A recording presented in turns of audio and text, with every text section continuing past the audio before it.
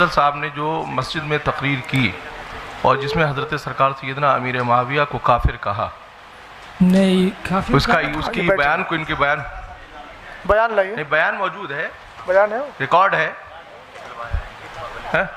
हाँ लाइए। रिकॉर्डिंग को उसको सुने। कहीं ना कहीं से बेइतदाली आ रही है जिसकी वजह से आपस में इंतशार पैदा हो रहा है। रिकॉर्डिंग सुना दीजिए। ये बेइतदाली कहाँ ले जाएगी? बोलो बोलो। सैयद साहब किबला से मैं गुजारिश करूंगा, वो साबित नहीं हो पा रहा है, साबित होगा तो हम जो है यहीं पे रुजू करवाएंगे उनसे। नहीं साबित हो रहा है, इतना बड़ा इल्ज़ाम आपने जो उन पर नाफिज आयद किया है, आपको रुजू करना चाहिए सबके सामने। सैयद साहब किबला ने, सरपरस्त साहब ने।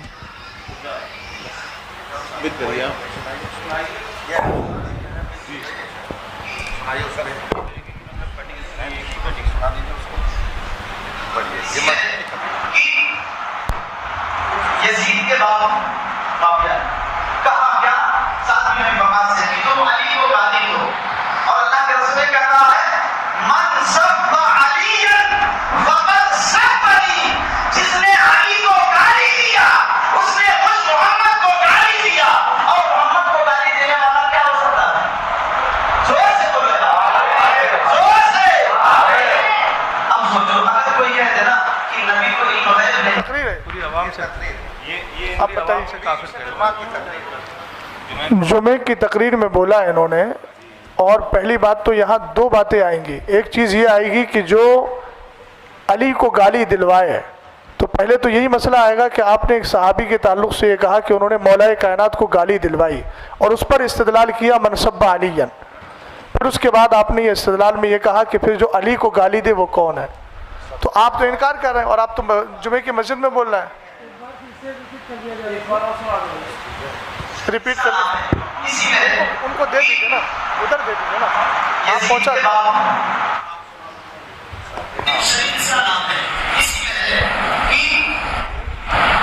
यजीद के बाद माफिया कहा क्या साथ में बकास है कि तुम अली को गाली दो, और अल्लाह के रसूल ने क्या कहा है मन सब्बा अलीयन फक़द सब्बनी, जिसने अली को गाली दिया उसने मुझ मोहम्मद को गाली दिया। और मोहम्मद को गाली देने वाला क्या हो सकता है? जोर से बोलो, जोर से। हो गया ना, हो गया ना, हो गया ना। अब सिर्फ इनका मसला नहीं आएगा, जितनी आवाम से काफिर कहलवाया उनसे भी रुजू करवाना पड़ेगा, वरना वो फिर उस हाल में जाएंगे। इतना माइक पर सुन लिया गया है, साहब ने सही कहा, खुद भी कह रहे हैं, कहलवा रहे हैं, आवाम से कहलवा रहे हैं। अब रुजू का मसला उनके लिए भी आएगा, उनके निकाह जाएंगे सब। अब आवाम भी तौबा करे। अब तो बड़ा मसला आएगा, निकाह का मसला भी आएगा, जिनसे करवाया है काफिर उनसे भी निकाह का मसला आएगा। इसका मतलब ये है गंद बहुत ज़्यादा फैली हुई है। शरीफ भाई बस रहने दीजिए, खामोश हो जाइए, खड़े हो जाइए, कलमा पढ़िए, रुजू करिए, तौबा करिए। आपको पहले मत दे दीजिए माइक, माइक शरीफ भाई, हज़रत रुक जाइए, माइक एक बात अर्ज करने दीजिए। जी जी जी माइक जी जी बोलिए। आलिया कादिया बरकातिया के एलामिया के मुताबिक आपको अच्छे से मालूम है कि अमीर मुआविया इब्न अबी सुफियान के बारे में हमारे बुज़ुर्गों का मौक़िफ़ क्या है। वो मुसलमान हैं, वो सहाबी हैं, हज़रत उम्मे हबीबा सलामुल्लाह अलैहा के भाई हैं। ये आपको मौक़िफ़ मालूम है, ये वाज़े तौर पे आपको जो है तालीम किया गया है। और आपने अगर ये जो बयान अभी किया है आपने, इससे साफ ज़ाहिर ये हो रहा है कि आप बुज़ुर्गों के मौक़िफ़ के ख़िलाफ़ आपने काम किया, आपने बात करी। लिहाजा मैं आपसे ये गुजारिश नहीं बल्कि आपको ये हुक्म देता हूँ कि आप फ़ौरन तजदीद ईमान करें, कलमा पढ़िए, और उसके बाद जो है ना इंशाल्लाह फिर बाद में तजदीद निकाह वगैरह जो भी हैं वो हम मरासिम जो हैं वो अदा करेंगे। इनको माइक दो उनको, और तमाम अहले सुन्नत जो हैं वो इस बात पे गवाह रहें कि अल्हम्दुलिल्लाह रब्बिल आलमीन एक मुसलमान वो अपने जो है किए पर पछताता है, दिल से पछताता है, और फिर अल्लाह की तरफ रुजू लेके आता है। कलमा पढ़िए। ला इलाहा इल्लल्लाह मुहम्मदुर रसूलुल्लाह। पढ़िए आमन्तु बिल्लाहि आमन्तु बिल्लाहि व मलाइकतिहि व कुतुबिहि व रुसुलिहि वल यौमिल आखिरि वल क़द्रि खैरिहि व शर्रिहि मिनल्लाहि तआला वल बअसी बअदल मौत व अशहदु अल्ला इलाहा इल्लल्लाह वहदहु ला शरीक लह व अशहदु अन्ना सय्यदना व मौलाना मुहम्मदन अब्दुहु व रसूलुहु। या अल्लाह मैंने तेरे हबीब अलैहिस्सलातु वस्सलाम को हाजिर नाजिर जानकर तेरी बारगाह में ये तौबा की कि मैंने सहाबी अमीर मुआविया के शान में ऐसे नाज़ेबा अल्फाज कहे जो मेरे बुज़ुर्गों के मौक़िफ़ के ख़िलाफ़ हैं। व आखिर दावाना अनिल हम्दुलिल्लाहि रब्बिल आलमीन। सही साहब, मैं अब शरई हुक्म के एतबार से, आप जानते हैं कि इन्होंने जुमे की नमाज में सबसे हाथ उठवाया था, वो ऑडियो भी मौजूद है। तो आप जानते हैं किसी मुसलमान को, वो तो सहाबी रसूल हैं, कातिब वही हैं, हज़रत उम्मे हबीबा रज़ी अल्लाह ताला अन्हा के भाई हैं, सब जानते हैं। एक आम मोमिन के लिए अगर कोई आदमी तकफ़ीर का कौल कर ले तो चूँकि मुसलमान को मुसलमान मानना, काफिर को काफिर मानना ज़रूरियात दीन से है। सैयद साहब, मैं तवज्जो चाहूँगा आपकी।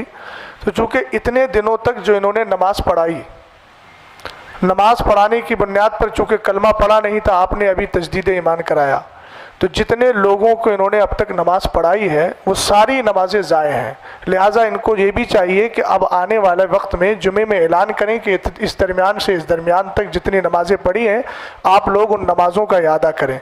दूसरी बात यह है कि जिन लोगों से इन्होंने काफिर होने का कौल कहलवाया है उन सब पर भी तजदीद ईमान, तजदीद बैत और इसी तरीके से तजदीद निकाह ये भी ज़रूरी है। चूँकि सहाबी रसूल को काफिर कहा, और काफिर कहने के बाद तो आप जानते हैं ज़रूरियात दीन में से है मोमिन को मोमिन मानना, काफिर को काफिर मानना, और ज़रूरी दीन का इनकार कुफ्र इल्तिज़ामी होता है, उसमें कोई रास्ता रहता ही नहीं है। इसलिए ये भी ताकीद फरमा दें, और सुन रहे हैं, अब ताकीद का मसला ही नहीं है, अब समझ ही रहे हैं कि जितने हजरात ने इनके पीछे अब तक नमाज़ पढ़ी थी उस वक्त से लेकर अब तक, जब से ये नज़रिया कायम हुआ उस वक्त से लेकर अब तक वो सारी नमाज़ों का इआदा ज़रूरी हो गया, और साथ ही उन सब पर भी कलमा पढ़ के मुसलमान होना ज़रूरी है। बात ख़त्म कर लिया, कुछ और बातें अभी तो खैर ये लोग भी जो सामने बैठे हुए हैं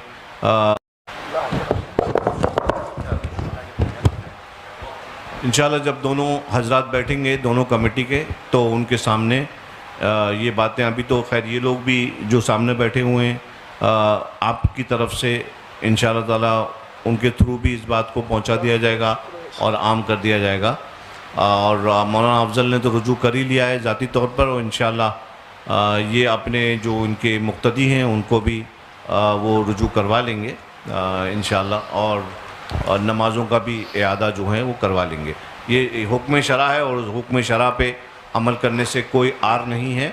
हमारे बुज़ुर्गों ने ख़ता होती है इंसान से, इंसान जो है ख़ता व निस्यान का मुरक्कब है, ख़ता हो जाती है, उस पर अल्लाह की बारगाह में सिद्क़ दिल से रुजू कर लें। ये कोई ये आपका रुजू जो है वो किसी इंसान को राज़ी करने के लिए नहीं है, बल्कि अपने रब को राज़ी रखने के लिए है।